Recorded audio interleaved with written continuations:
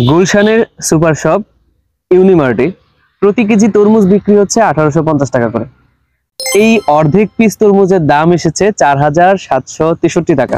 এই তরমুজের এত দাম আসার পেছনের কাহিনী এবং ডেডিকেশন কি আপনি জানেন?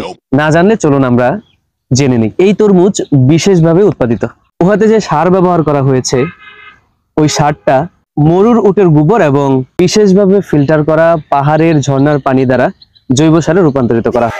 উহার জন্য যে পানি আসে তাও আবার আরব সাগর হইতে বিশেষ প্রক্রিয়ায় উত্তোলন করা। চাষাবাদ করা হয় বেদুইনদের দ্বারা।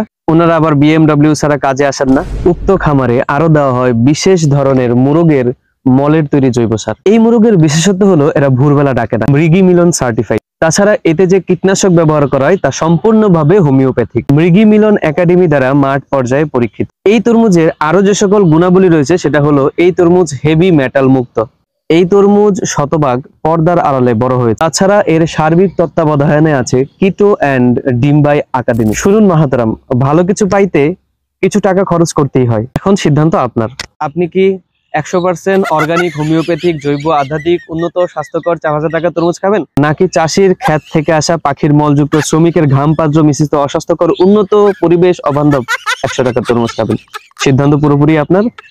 ভিডিওটা যদি ভালো লাগে তাহলে শেয়ার করতে ভুলবেন না। ধন্যবাদ।